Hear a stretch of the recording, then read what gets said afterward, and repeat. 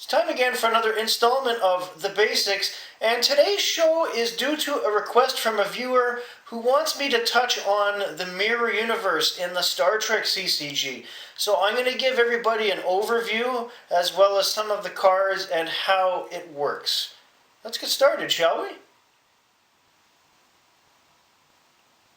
Now, when the expansion Mirror Mirror came out for the Star Trek CCG, it again opened up new worlds for the game as a whole. It introduced us to the Mirror Universe, as seen in the original series, as well as Deep Space Nine, gave us new characters, new ships, new locations, some new doorways, and different things to do in the game. Basically, how the Mirror Universe works is, you need to seed the Bajoran wormhole Mirror Universe version.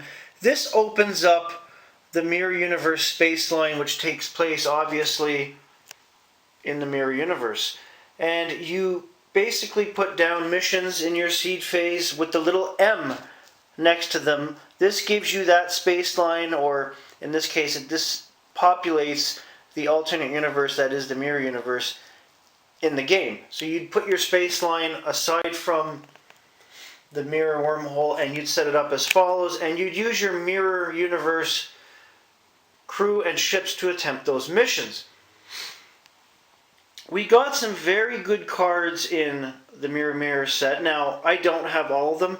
Mirror Mirror is probably one of the sets I have the fewest of because I've never been the biggest fan of the Mirror Universe in both TV series. I like a lot of the cards in the game, and I've seen them get used by friends of mine, and I'm impressed.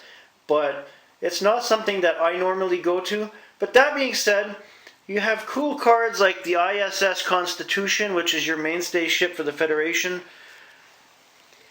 You got cards like Smiley, which are very valuable. He's an engineer with a lot of excellent attributes and a command icon. So if you have the Mirror Universe Defiant, you're off to the races. Security Chief Sulu, who has a lot of great attributes. He's an officer and security in one. Has computer skill, you can download the Type 2 phaser, not to mention he has treachery and navigation. Obviously, because it's Sulu. Chief Engineer Scott, double engineer, transporter skill, stellar cartography. If he's on a Mirror Universe Federation ship, it's attributes all +2. Awesome. You've got cool missions like Mine Dilithium, Search for Rebels. The requirements for the missions aren't that hard, so you can score some good points quickly at providing that the dilemmas underneath aren't screwed up. Klingons, you have awesome ships that they carried over from the regular universe, as in the Covert Bird of Prey. The Alliance Vorcha, which I think is a little better than the standard Vorcha. And Regency 1, which is Regent Worf's flagship. This is a negh'var class vessel. Its attributes are all 10. That's pretty damn awesome if you're playing a Mirror Universe Klingon deck. You've got some generic personnel as well as great personnel with command icons that have decent attributes. And one of my personal favorites, Regent Worf. Ooh. Of course, we have the Bajoran Wormhole Mirror Universe Doorway. We have some Cardassian personnel. I don't hardly have any, so I'm only showing you what you have.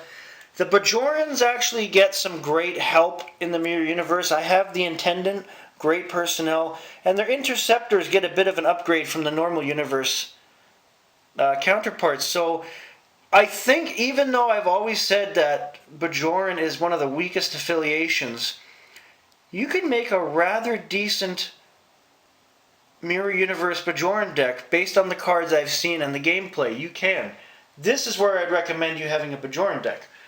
And of course, you have ships in the Cardassian Mirror, which is Alliance Galore, which are as good or sometimes better than their regular universe counterparts.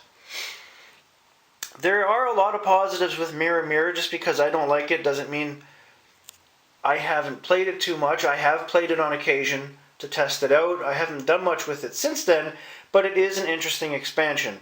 It kind of makes me wish I had more of these, but I'm focusing on other stuff right now.